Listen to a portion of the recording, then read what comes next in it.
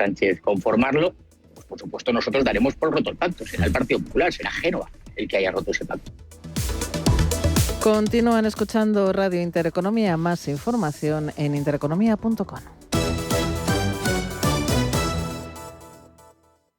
Invierte en Private Equity sin apellidarte Rockefeller. Ahora, por fin, con Crescenta, puedes invertir en los fondos de Private Equity más premium a nivel global, desde 10.000 euros y a golpe de clic. Invierte como los mejores, diversifica y eleva la rentabilidad de tu cartera en Crescenta.com.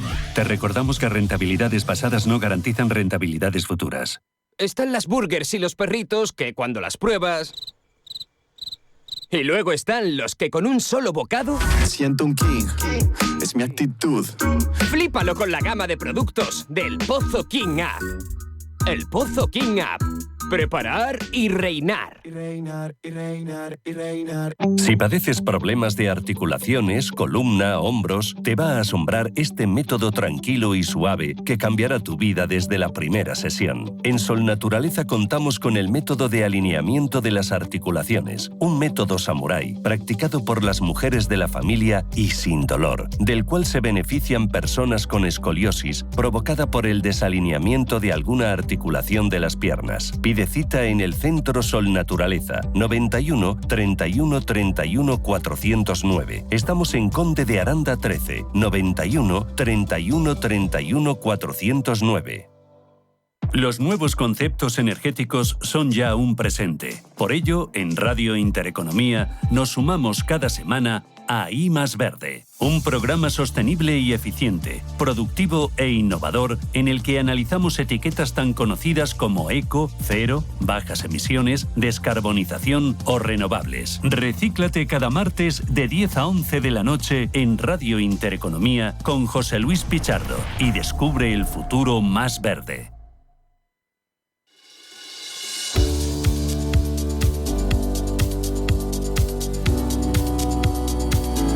Energía al Día, un espacio de Radio Intereconomía en colaboración con Serigas, la Asociación Española del Gas que te acerca la actualidad del sector del gas natural y su apuesta por la sostenibilidad de la mano del biometano e hidrógeno renovable.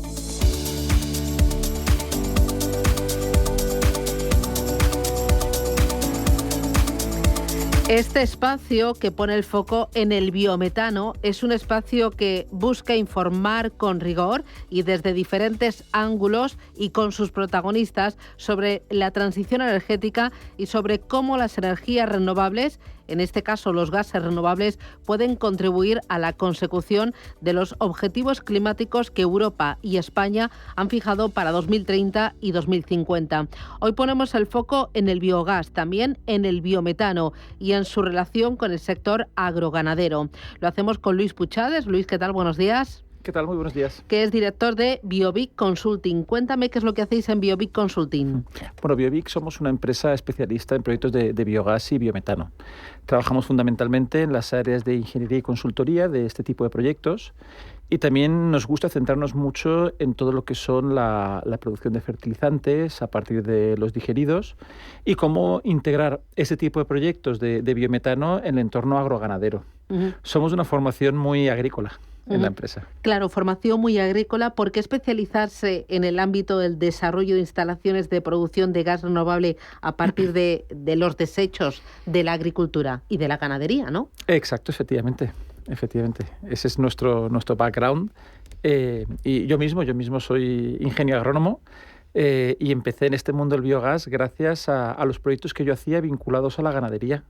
Hacía proyectos de explotaciones ganaderas porcinas, de vacuno, y a partir de ahí empezó mi inquietud hace ya casi 20 años en qué podíamos hacer y cómo podíamos valorizar mejor pues, los subproductos de la producción ganadera, y ahí empecé a trabajar en el biogás. ¿Es lo mismo el biogás que el biometano? Son muy parecidos. Digamos que el biogás es el gas que se produce a partir de la digestión anaerobia de estos subproductos y estos residuos ganaderos. Para que te puedas imaginar, pues son unas bacterias que se lo comen y producen un gas. Y es el biogás. El biogás está compuesto fundamentalmente por metano, que es como el gas natural, y por dióxido de carbono, el CO2. Cuando separamos ese metano del dióxido de carbono para poder inyectar el metano en la red de gas, a eso le llamamos el biometano. Y por otro lado también obtenemos un gas que es bastante útil, que es el CO2 biogénico, que puede tener muchos usos, tanto industriales como alimentarios. Así que el biometano es el metano separado del dióxido de carbono. Exacto, que lo llevamos a una pureza similar a la del gas natural. Por tanto, es compatible con el gas natural y se puede inyectar en las mismas redes de gas natural sin ningún problema. Es un gas natural, es un gas renovable y es un gas que nos va a ayudar a alcanzar los objetivos de transición que marca Europa. Efectivamente, es fundamental. El gas renovable es fundamental para descarbonizar, y no solo el sector energético, sino también el sector primario. Tenemos que tener en cuenta que hay muchos procesos vinculados a la ganadería que producen ciertas emisiones de metano fundamentalmente. El metano es 25 veces equivalente a CO2. Si gracias a estos proyectos de gas renovable somos capaces de capturar ese metano, estamos haciendo un impacto de descarbonizar el sector primario muy interesante. Ahí España puede jugar un papel muy importante porque somos un gran productor de desechos agrícolas y desechos ganaderos y tenemos una oportunidad muy clave para aprovechar todos esos desechos y ser más avanzar más en esa descarbonización y al mismo tiempo avanzar más en esa independencia energética de otros países. Efectivamente, en España tenemos una oportunidad única. España es una potencia agroalimentaria. Tenemos que pensar que es el tercer mayor productor de carne de porcino del mundo. Es uno de los grandes productores de carne de vacuno. Tenemos una ganadería muy tecnificada y muy competitiva. Y luego también tenemos una industria agroalimentaria que también es tremendamente competitiva. España es el mayor productor del mundo de aceite de oliva, por ejemplo, que también produce algunos subproductos en su producción, como son los alpechines y los alperujos. Pero no solo aquí, en conserveras, en productos con valor añadido, en el vino. España es un gran productor. Por tanto, la oportunidad está ahí. La cuestión es que, como país, seamos capaces de aprovecharla. Otros países europeos han sido muy claros a la hora de incentivar todo este tipo de proyectos, porque los han visto ya no solo como una diversificación energética y como energía renovable fundamental, que lo es, sino como una oportunidad muy importante para el sector primario y para la industria transformadora de, por un lado, ser más sostenible y, por otro lado, tener una mayor diversificación de ingresos. Que al final aquí estamos hablando de economía. Esto es interesante, si al final es bueno para ganaderos, agricultores e industria agroalimentaria. Y ciertamente, bien hecho, el gas renovable es una herramienta importantísima. Claro, ¿cómo se hace? ¿Cómo se produce el gas renovable a partir de esos desechos del porcino, del vacuno, del aceite de oliva que has comentado? Claro, pues para que te hagas una idea, una planta de biometano se parece bastante a lo que pueda ser una depuradora. Es decir, es un sitio donde nos llegan estos subproductos. Generalmente no se trasladan grandes distancias, lo interesante es que lleguen de un entorno cercano y estos se introducen dentro de un digestor. El digestor, para que te imagines, pues como un gran tanque que está cerrado, donde aquí los subproductos se van introduciendo, las bacterias se van comiendo esta materia orgánica residual y van produciendo un gas. El gas lo captamos en unos gasómetros y ese gas posteriormente lo purificamos, que esta es la parte... una de las partes más importantes del proceso, la purificación del biogás a gas renovable. ¿Y qué es lo que hacemos? Vamos separando aquellos gases que no nos interesan. Quitamos el sulfuro de hidrógeno, quitamos el vapor de agua, quitamos también otros compuestos orgánicos volátiles, hasta que nos quedan únicamente el metano y el CO2. Posteriormente, como he indicado, los separamos. Hay diversas tecnologías, además son muy maduras para separar el metano del CO2. Y por un lado, el metano se va a inyectar en la red de gas natural y, por otro lado, ese CO2 se puede licuar y le podemos dar usos en la industria agroalimentaria, por ejemplo, en los invernaderos, como fertilización carbónica, porque así las plantas crecen más rápido. También se utiliza en tratamiento de aguas y a futuros pues creemos que el CO2 va a tener también un gran uso en la producción de e-fuels y combustibles neutros en carbono. Entiendo que aquí la tecnología está jugando un papel clave para que ese proceso sea rápido, sea eficaz y no sea costoso. Exacto, pero estamos hablando de tecnologías totalmente maduras. En Europa hay más de 20.000 plantas de biogás. hay ya en torno a 1.500 plantas de biometano funcionando a escala comercial. Es decir, estamos hablando de procesos que están muy testados, que por supuesto se sigue haciendo desarrollo, se sigue tratando de optimizar la eficiencia de la digestión, tratar de minimizar los costes energéticos de la separación y de la producción del biometano, pero son tecnologías maduras, está listo. ¿Cómo es una planta de biometano? Pues una planta de biometano al final tenemos que verla como un centro energético y medioambiental. Suelen instalarse en zonas rurales, aunque algunas de ellas también están en polígonos industriales, y al final pues es un centro donde llegan estas materias primas, donde se toman todas las medidas necesarias para evitar que haya ningún problema de olores ni molestias a los vecinos, y donde pues ves grandes digestores que lo que tienen es pues aproximadamente 10 metros de altura, 25 metros de diámetro, 2, 3, 4, no suelen tener más las plantas de biogás, y luego muchas veces al lado de estas plantas de biogás, lo que es una planta de producción de fertilizantes, una planta de compostaje o una planta de formulación de fertilizantes orgánicos, que es un aspecto fundamental también para integrar bien estos proyectos con la agricultura local. Para montar una planta de biometano en un lugar concreto necesitas, entiendo, un mínimo de producción de desechos para que eso te sea rentable. ¿Cuál es el mínimo? Imagínate que yo soy agricultor y tengo una finca con X cabezas de ganado. O sea, ¿cuánto necesito realmente para decir, oye, a mí me compensa, me merece la pena? Vamos a ver, para los proyectos de biometano lo normal es que nos movamos en el rango de las 50.000 toneladas hacia arriba. O sea, 50.000 toneladas, ¿a qué plazo? No, por año. Por año. O más. O más. Esto generalmente sí que es verdad que hay algunos productores agroalimentarios que ellos solos pueden hacer esta cantidad de su producto. Muchas veces lo que se consigue es una integración de varios productores agroganaderos que se juntan para tener una cantidad suficiente como para poder hacer viable el proyecto de biometano. Porque al final tenemos que pensar que hay unas economías de escala. Entonces, al final con los proyectos tratamos de conjugar dos aspectos. El minimizar las logísticas, es decir, el que los residuos vengan de lo más cerca posible, con el hecho de que la planta tenga un tamaño suficiente para poder hacer un gas renovable que sea competitivo. Porque al final, si el gas renovable no es competitivo, pues tampoco tiene mucho sentido energético, pero ciertamente ahora mismo de los gases renovables es el más competitivo, el biometano. Luego, ¿hay desechos que tienen más valor para producir biometano que otros? No sé, los desechos de la producción del aceite de oliva, ¿son de más calidad o tienen más valor para producir biometano que, por ejemplo, los desechos de una urbe como Madrid? Bueno, los subproductos agrarios son distintos.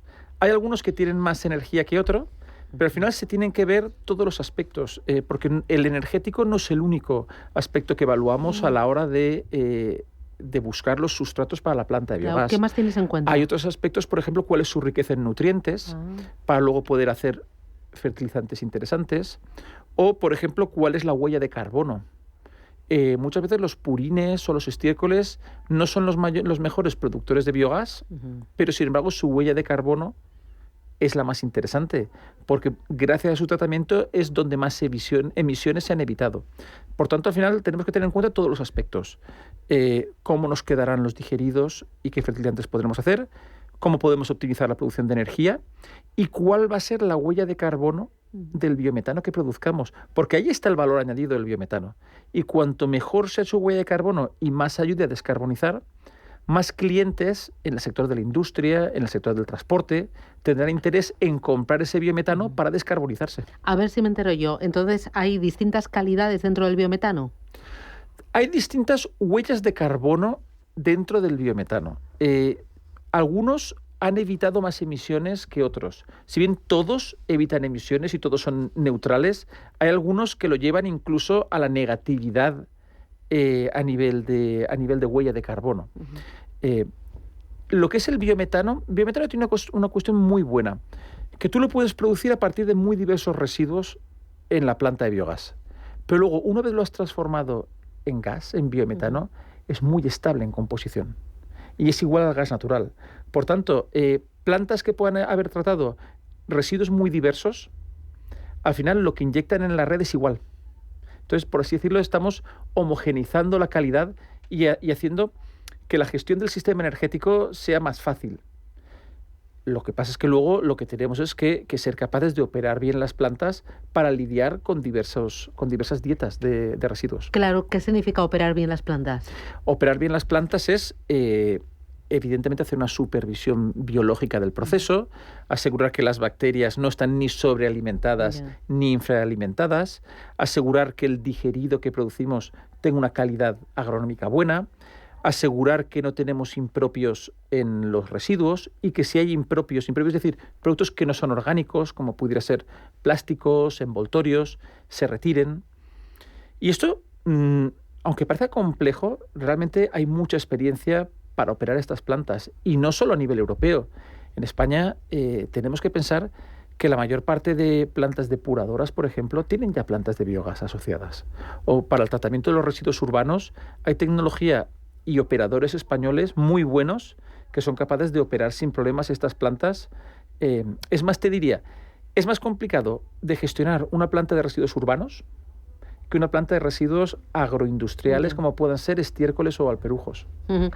Para el agricultor, por ejemplo, o para la comunidad autónoma donde esté esa finca, entiendo que los beneficios son enormes y no solo son los derivados de producir biometano, si son los derivados también de, pongamos, producir fertilizantes o de eliminar todos esos desechos. Al final es un 360 grados, no es un único beneficio pensando en la transición energética y la producción de biometano, sino que hay mucho más. Efectivamente. Bueno, y creación de empleo, estoy pensando en la comunidad autónoma. Exacto.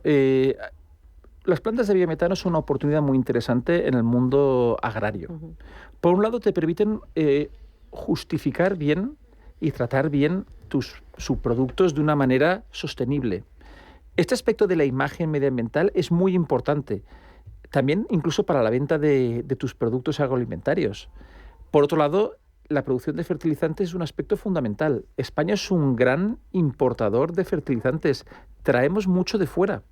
Y tenemos que pensar que las políticas de la PAC y las políticas agrarias cada vez más van a incentivar la reutilización de los nutrientes en nuestro campo.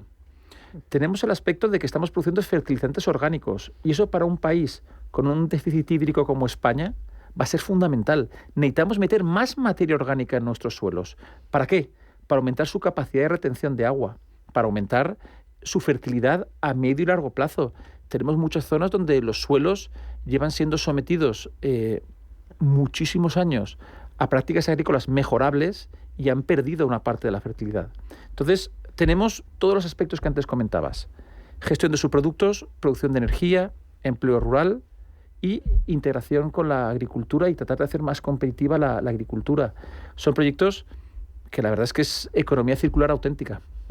Aún así, hay algunos grupos de presión que dicen, ojo, que me montes aquí una planta de biometano al lado de una finca, de una planta ganadera, no me gusta nada. Esta oposición es más ideológica que otra cosa, porque no es ni práctica, ni mirando al empleo, ni mirando a la actividad, ni mirando a la transición energética, ni al beneficio del propio agricultor o ganadero.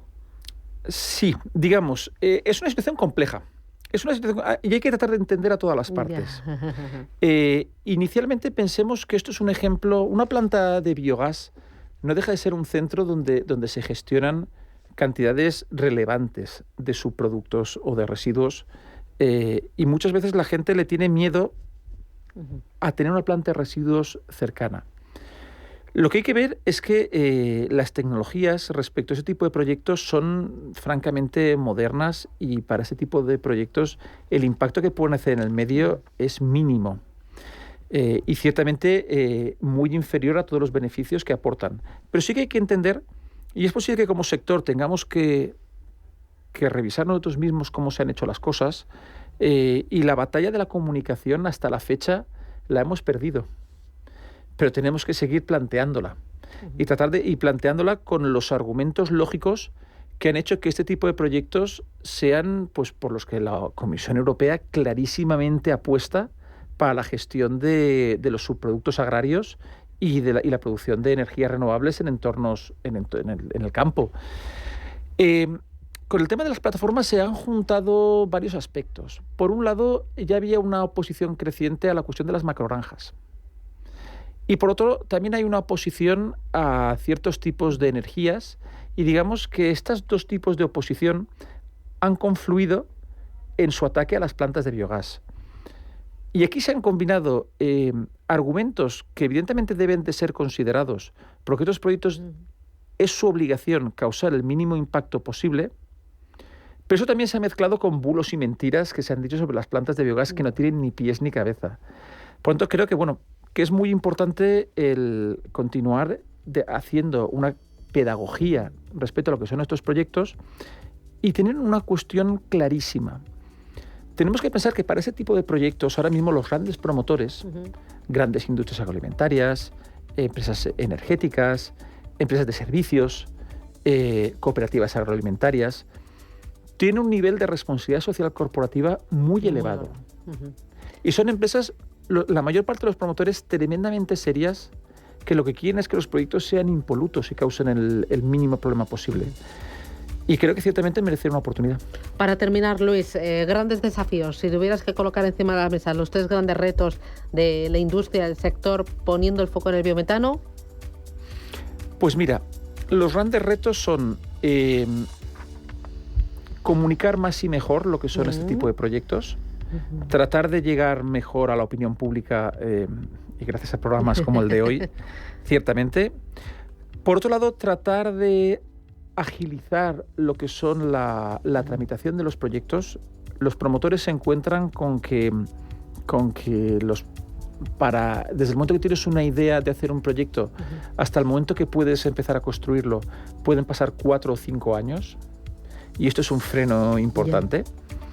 Y por otro lado, también sería interesante que la administración interiorice un poco más todos los beneficios que este tipo de proyectos pueden dar, y a lo mejor hay proyectos que necesitarán un pequeño empujón si queremos de verdad descarbonizar nuestro sector primario. Pues ahí quedan esos desafíos y a por ellos. Luis Puchades, director de Biovic Consulting, muchas gracias por participar en este espacio de Sedigas, en el que ponemos el foco en el biometano, este gas natural y este gas renovable. Gracias y nos vemos pronto. Un abrazo fuerte. Gracias a vosotros. Gracias. Chao, chao.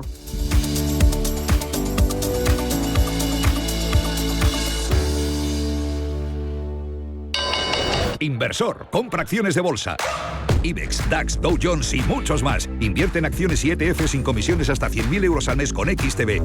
Abre tu cuenta 100% online en solo 5 minutos. Un broker, muchas posibilidades. XTB.com. A partir de 100.000 euros al mes, comisión del 0,2%, mínimo 10 euros. Invertir implica riesgos. Están las burgers y los perritos que cuando las pruebas... Y luego están los que con un solo bocado... Siento un king, es mi actitud. Flípalo con la gama de productos del Pozo King App. El Pozo King App. Preparar y reinar. ¿Sabes que tomando 2 litros de agua Sierra Cazorla te aporta el 30% de magnesio que necesita tu cuerpo? Y además es baja en sodio. No existe otra igual. Agua mineral Sierra Cazorla. Si eres emprendedor, empresario, autónomo, dueño de un negocio o una pyme, este es tu sitio. Negocios de carne y hueso. Cada jueves a la 1 de la tarde en Radio Intereconomía con Mariló Sánchez Fuentes.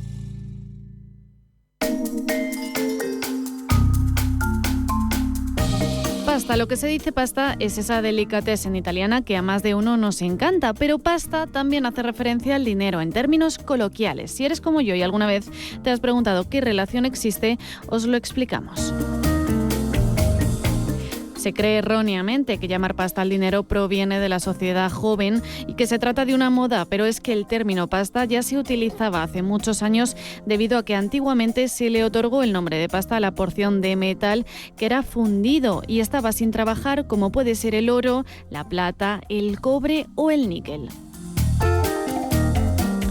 Como sabréis, antiguamente las monedas no se realizaban industrialmente con máquinas, como sucede en la actualidad, sino que se hacían de forma artesanal y utilizando metal fundido, la mencionada pasta con el que se acuñaban. De ahí que al dinero se le acabase llamando de forma coloquial pasta. Y vamos con otra forma curiosa de llamar al dinero. ¿Has dicho alguna vez déjame 50 pavos? Pues como ocurre, por ejemplo, en la película 10 razones para odiarte, este vocablo tiene origen español y nos lleva al año 1930.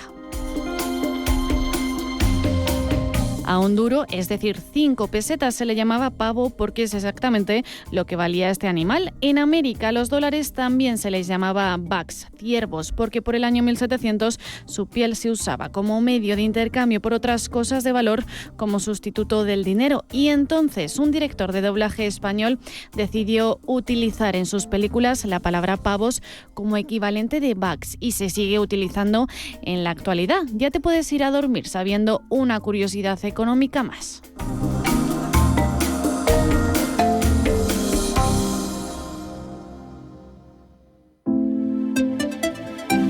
H2 Intereconomía, tu espacio semanal sobre el hidrógeno. Porque en Radio Intereconomía apostamos por el sector energético y la energía limpia.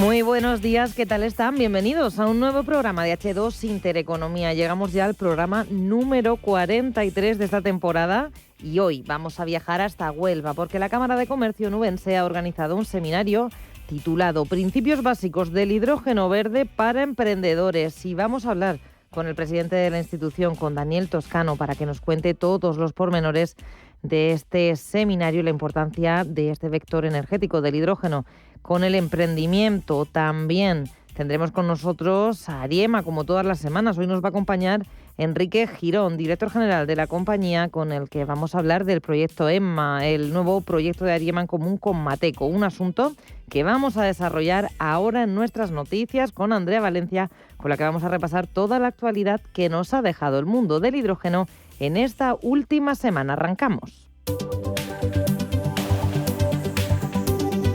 Y comenzamos con esa noticia que avanzábamos. Ariema y Mateco fabricarán electrolizadores de última tecnología gracias al PERTE del hidrógeno. El proyecto ENMA, fruto de la colaboración de ambas firmas, ha resultado adjudicatorio de 1,1 millones de euros de subvención del PERTE Energías Renovables, Hidrógeno Renovable y Almacenamiento del Ministerio de Industria. El trabajo conjunto se centrará en desarrollar e incorporar los componentes de alto rendimiento de Mateco, líder en catalizadores y electrodos para la electrólisis alcalina, y AEM en una nueva generación de electrolizadores alcalinos más duraderos y económicos que produzcan hidrógeno verde a un coste competitivo. España y Portugal cubrirían hasta un tercio de las importaciones de hidrógeno verde de Alemania para 2035. Alemania podría responder a más del 10% de sus necesidades estimadas de energía para 2035 mediante la importación de hasta 100 teravatios hora de hidrógeno verde, de los que casi la tercera parte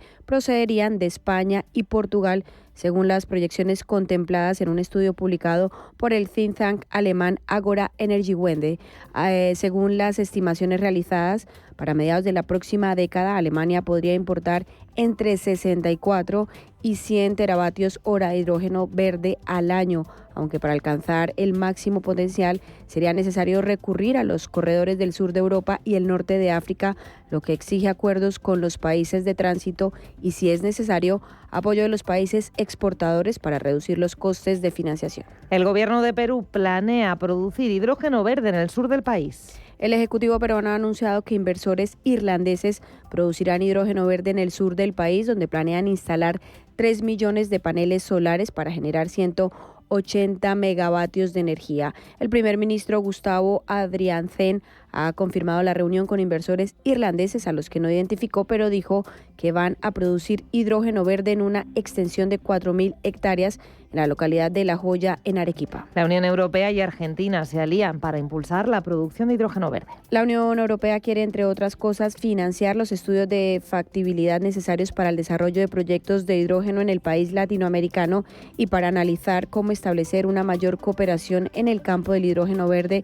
La comisaria de Energía de la Unión Europea, Kadri Simpson, viajó a Buenos Aires para reunirse con el secretario de Energía de Argentina, Eduardo Rodríguez Chiriro. La empresa suiza Hydroride ha presentado sus bicicletas de hidrógeno. El modelo Irid está equipado con una pila de combustible de 180 vatios capaz de producir la corriente eléctrica necesaria para asistir al pedaleo. La velocidad máxima que pueden alcanzar es de 23 kilómetros por hora y la autonomía puede estar entre los 50 y los 60 kilómetros según el fabricante. Se trata del modelo de bicicleta de hidrógeno más avanzado y la gama se compone de 4 modelos, uno plegable, otro para alquiler y otras 2 tradicionales. Toyota crea su horno para hacer pizzas a partir de hidrógeno. La firma japonesa ha utilizado un sistema de hidrógeno con pila de combustible, una tecnología vista en el Toyota Mirai y ofrece ventajas interesantes a nivel culinario. Se trata de un proyecto conjunto con el fabricante de electrodomésticos de gas Rinnai.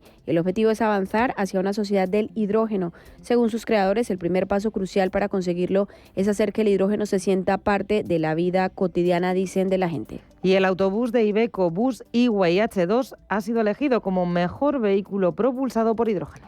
El Iveco Bus E-Way H2 ha sido galardonado con el título de mejor vehículo de hidrógeno en los premios a la innovación en el transporte neutro organizados por la Asociación Ibérica de Transporte Sostenible GASNAM.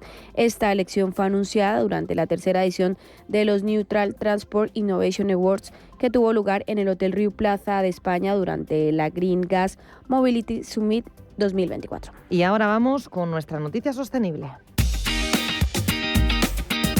El grupo Precero, proveedor internacional de servicios ambientales, ha rubricado una alianza con Cepsa para el desarrollo conjunto de plantas de biometano.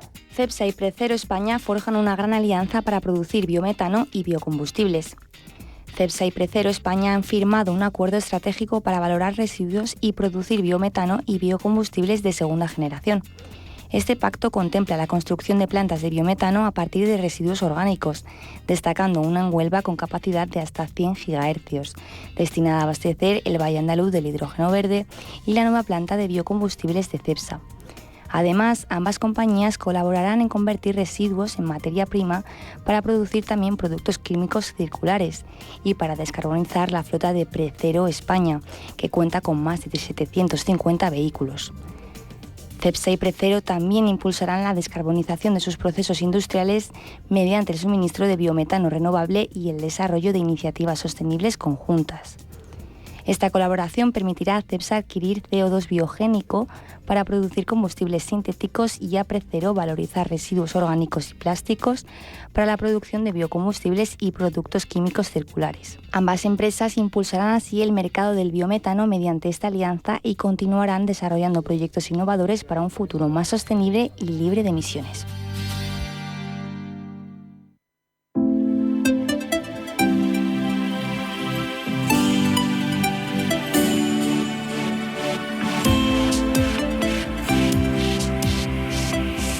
H2 Intereconomía, tu espacio semanal sobre el hidrógeno. Porque en Radio Intereconomía apostamos por el sector energético y la energía limpia.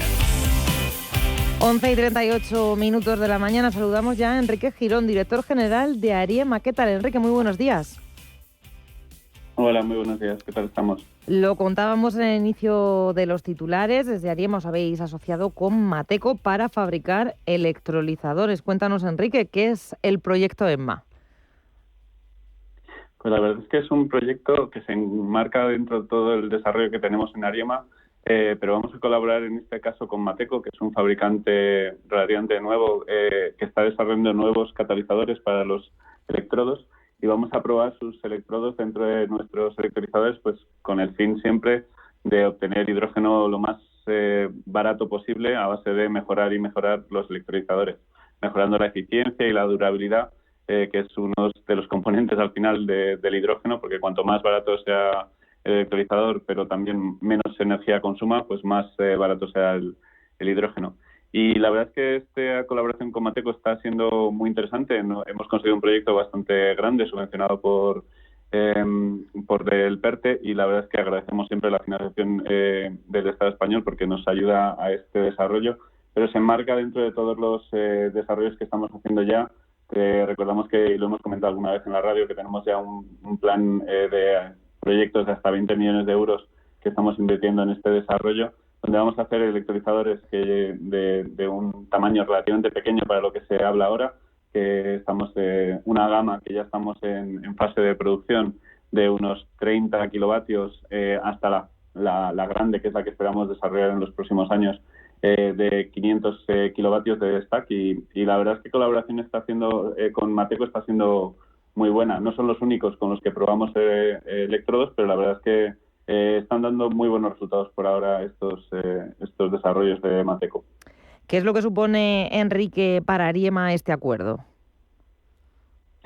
Pues encontrar ánodos y cátodos, en este caso ánodos, lo más robustos posibles y lo más eficientes posibles, lo que nos va a permitir es tener un suministrador fiable de un elemento clave del electrolizador, del stack, porque al final hay que recordar que todavía, aunque hay ya grandes desarrollos, la mejora continua de estos electrolizadores, el conseguir reducir el consumo energético de estos electrolizadores al máximo, ayudará a poder poner en el mercado electrolizadores que sean más competitivos con respecto a otros competidores que también tienen sus productos, pero estos, si conseguimos una eficiencia, pues un 1, 2, 3% más que la competencia, pues hará que efectivamente podamos vender más fácilmente nuestro producto. Claro, porque entiendo, Enrique, que la colaboración, como nos comentaba, lo que va a permitir los dos puntos fuertes es ese ahorro de costes en la producción de hidrógeno y la mejora de la eficiencia. Claro, van de la mano. Lo que vamos a hacer es, primero, un electrolizador que sea más robusto, que dure más, que no se te rompa a los 2-3 años de operación, sino que dure mucho tiempo. Estamos hablando de horas, de 40.000 horas, creo que es el objetivo de uso de estos electrolizadores, si no más. Y luego la eficiencia energética. Cuanto más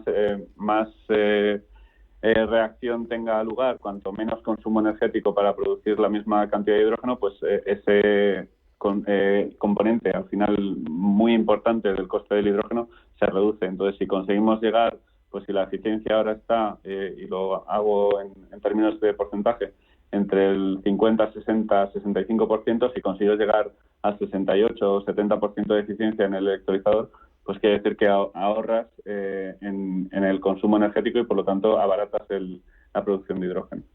Pues si te parece, Enrique, vamos a ir ahora hasta Huelva, porque la Cámara de Comercio, en el marco de su programa España Emprende, ha celebrado la semana pasada un seminario llamado Principios Básicos del Hidrógeno Verde para Emprendedores. Para hablar de esta iniciativa está también con nosotros, al otro lado del teléfono, Daniel Toscano, presidente de la Cámara de Comercio de Huelva. Buenos días, Daniel, bienvenido a H2 Intereconomía. Hola, muy buenas, un placer poder estar con vosotros. Pues cuéntanos lo primero, ¿en qué ha consistido este seminario llamado Principios Básicos del Hidrógeno Verde para Emprendedores? ¿Cuál ha sido el objetivo de su desarrollo? Bueno, el principal objetivo es poner de manifiesto las grandes oportunidades que se van a marcar en nuestro territorio por todo el horizonte de nuevas inversiones a través de estas moléculas verdes. Tenemos que poner de manifiesto de que Huelva actualmente tiene el segundo polo industrial de España, y con estas inversiones previstas que ya están encima de la mesa nos vamos a convertir en los primeros. Y tenemos 4.000 puestos de trabajo directos en empresas auxiliares en nuestra provincia actualmente trabajando para la industria, y lo que queremos nosotros es adelantarnos y poder actualizar, poder reciclar esa formación y poder dar ese soporte de mantenimiento, de actualización a través de las empresas auxiliares de Huelva. ¿Cuáles son las oportunidades que puede ofrecer el hidrógeno verde a todos los emprendedores que se puedan interesar por él? Bueno, pues es increíble. Desde hace muy poquito estuvimos con una empresa que iba a desarrollar aquí en la capital, en el parque agroalimentario, en el parque empresarial de Huelva, va a desarrollar hidrogelizadores dentro del parque, y ya hemos tenido una reunión con las empresas auxiliares para ver qué necesidad tenía de mantenimiento, de tuberos, de soldadores. Es increíble. Entonces es una oportunidad que no queremos dejar escapar. Para nosotros es la segunda industrialización de nuestra provincia, y este horizonte, pues la verdad que la Cámara de Comercio no puede mirarlo de lado. Hemos cogido el timón y lo que queremos es este primer paso que hemos dado, es poner como la yema de los dedos en lo que es el hidrógeno verde, lo que va a suponer, qué necesidad suele tener en otros países, ya están implantados, y verdaderamente poder adelantarnos a estas necesidades. Claro, ha sido como un aperitivo, ¿no? Porque este va a ser el primero de otros talleres, ¿no? ¿Tenéis también pensado continuar este tipo de iniciativas vinculadas, relacionando el hidrógeno verde y el emprendimiento, ¿no, Daniel? Correcto. Y sobre todo crear sinergia. Estas empresas grandes, empresas tractoras, pues ponerlo en contacto con el tejido empresarial de nuestra provincia, con las pymes, para que verdaderamente le transmitan cuál es su necesidad, qué necesidad futuro van a tener, qué posibilidades van a tener de uniones, de crear sinergias, de crear fusiones. Al final se trata de crear el mejor entorno posible para las empresas tractoras y también intentar, en la medida de lo posible, que se beneficien las empresas locales, las pymes. Y no sé si nos puedes contar cuál es la respuesta que habéis recibido vosotros de todos los participantes a este seminario, qué feedback habéis recibido, hay interés por parte del sector de los emprendedores hacia el hidrógeno. Pues mire, la palabra es ilusión. Desde los chicos que están en la universidad, pues están mirando todo esto con una expectativa inmensa, tienen ilusión por saber, por conocer, por emprender alrededor nos gusta hablar de moléculas verdes, alrededor de todo este foco de atracción que estamos llevando a cabo. Hoy mismo hemos recibido a un grupo de empresarios franceses que venían también a conocer todo el futuro que se espera en torno del polo químico de Huelva. Y ya le digo, es continuo, de visita de empresarios, visita de inversores. Nunca habíamos vivido algo parecido en nuestra provincia. Entendemos que llaman mucho la atención estas inversiones millonarias que van a hacer en la provincia de Huelva, y desde el sector de las pymes, que al final es el 98,9% de las empresas que están activas en nuestra provincia, pues también lo vemos como un aliciente, como un impulso nuevo a nuestra economía provincial. Sí, por parte de los emprendedores sí que es verdad que pues entiendo que le habéis transmitido este optimismo, esta capacidad y el desarrollo y el crecimiento que queda en la provincia para el hidrógeno, que el camino que hay por delante es amplísimo, pero no sé si detectáis también pues miedos, ese miedo propio del emprendimiento dentro de toda la gente que ha participado en estas jornadas. Hombre, el emprendimiento, como siempre se ha dicho, es un salto al vacío, porque te adentras, independientemente de la edad que tengas, independientemente de la experiencia que tengas. Pues un emprendedor pues, no tiene edad y puede haber emprendido en ciertas ocasiones, y al final siempre te da ese mismo miedo, ese mismo salto al vacío, esa misma apertura de una puerta que verdaderamente no sabe dónde va a llegar ni qué inversión tanto de tiempo económico te va a costar. Entonces, al final, esa incertidumbre siempre se tiene. No, precisamente por eso hacemos este tipo de seminarios, para que le puedan poner cara verdaderamente a las empresas tractoras, a los que están detrás de los proyectos, que al final son empresas muy grandes, pero que hay personas con nombre y apellido que están detrás de esos proyectos y que verdaderamente puedan tener ese feedback de, oye, tenemos esta necesidad, oye, necesitamos esto, desde alojamiento hasta pinturería, te hablo de lo más simple, hasta ya los desarrollos más importantes de ingeniería. Al final estamos hablando de un abanico enorme, porque cuando hablamos de hidrógeno verde, cuando hablamos de nuevas inversiones en la industria de moléculas verdes, tenemos que tener en cuenta de que no solo se trata de trabajo altamente cualificado de ingeniería, sino que hay un abanico enorme y que va a ser un agente tractor importantísimo para muchos sectores. Enrique, no sé si tú tienes alguna pregunta para Daniel o quieres hacer algún comentario. La verdad es que quería hacer un comentario porque creo que este tipo de iniciativas son muy importantes. En Huelva se está posicionando como un foco del desarrollo de esta industria del hidrógeno y el hidrógeno verde, como polo químico que es, va a tener una gran demanda de esta molécula, y efectivamente se están viendo muchas iniciativas por parte tanto de la Diputación como del Ayuntamiento en temas de formación FP, por ejemplo, o este tipo de eventos. El evento de Huelva que tuvo, el Congreso de Huelva que tuvo este año, que además tuvo muy buena acogida, y la verdad es que creo que Huelva tiene una gran oportunidad con el hidrógeno, y si sabe jugar bien sus bazas, poner el apoyo suficiente para tanto las empresas grandes como las pymes, como los trabajos asociados o que se van a generar, creo que Huelva está muy bien posicionado para esto. Ya hemos comentado muchas noticias donde proyectos en Huelva se están desarrollando para la exportación de hidrógeno, bien sea como hidrógeno o bien sea como amoníaco, hacia Rotterdam o hacia Alemania.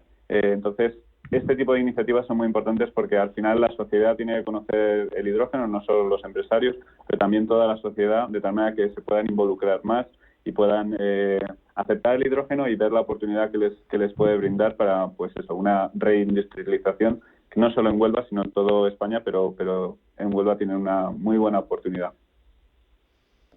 Hay que recordar que Ariema Energía está en Huelva. Tenemos donde nosotros hacemos el desarrollo y la fabricación de los electrolizadores, es precisamente el Huelva, es uno de los polígonos industriales de allí, y de hecho en el futuro, si las condiciones se dan y si se puede, nos gustaría hacer la fábrica de nuestros electrolizadores allí en Huelva. Pues Daniel, antes, sí, desde luego Huelva se posiciona, y hemos hablado muchas semanas de muchas iniciativas y proyectos que se dan en la provincia, en Huelva, aquí en H2 Intereconomía. Yo quería, antes de despedirte, Daniel, pues estamos ya a final de curso, termina el ejercicio 2023-2024, y quería pedirte un balance desde la Cámara de Comercio de Huelva y un poco de proyecciones de cara a futuro en relación al hidrógeno. Bueno, balance económico en exportaciones, pues somos la segunda provincia actualmente de exportaciones de Andalucía. Seguimos subiendo y seguimos lo más importante, que tenemos subiendo la variedad de exportaciones. Nosotros siempre hemos sido un puerto de carácter de granelero, y bueno, estamos invirtiendo desde la autoridad portuaria, como ostentamos la vicepresidencia de la autoridad portuaria, pues la verdad que estamos muy implicados, y estamos invirtiendo en la modalidad de contenedores, en la modalidad de estas nuevas energías, cediendo el espacio disponible industrial. Tenemos que tener en cuenta que nosotros tenemos en Huelva el puerto más extenso de toda España, y ahora con los proyectos que tienen encima de la mesa, pues verdaderamente la importancia de la autoridad portuaria a nivel económico español y europeo se dispara. A nivel económico, ¿cómo hemos cerrado nosotros con las pymes en Huelva? Pues hemos amortiguado lo que es el paro que venía dándose a nivel porcentual en España. Nosotros tenemos mucha vinculación con la industria, y eso nos permite que en momentos de crisis o parálisis de la economía nosotros nos mantenemos relativamente estables. Nuestro turismo es un turismo también nacional, no depende tanto del internacional, y verdaderamente cuando hay estos movimientos de incertidumbres a nivel internacional, nuestro turismo también se mantiene estable. Entonces, bueno, seguimos con una tendencia en alta, pero no de manera muy cauta, como somos aquí en Huelva. Pues estaremos pendientes aquí. Sí, Enrique.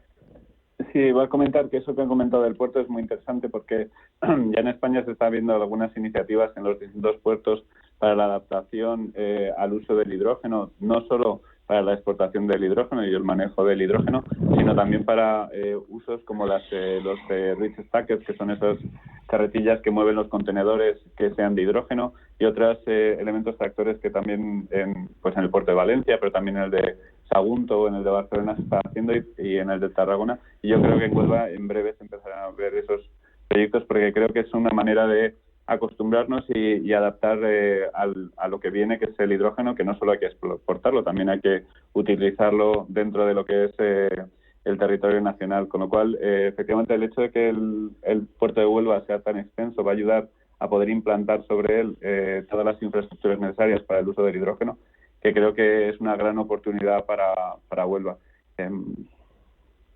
Pues seguiremos Enrique acaba de comentar algo que sería para otro día, porque sería extenso, que es asentar la utilización del hidrógeno en la pyme y el desarrollo del hidrógeno en la misma pyme. La verdad que esto es un aspecto que ha dado una pincelada y que es altamente interesante.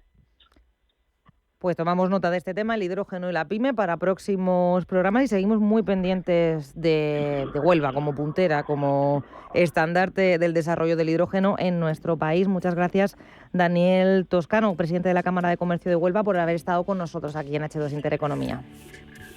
A usted, un verdadero placer. Y Enrique, una última pregunta. Hablabas de la importancia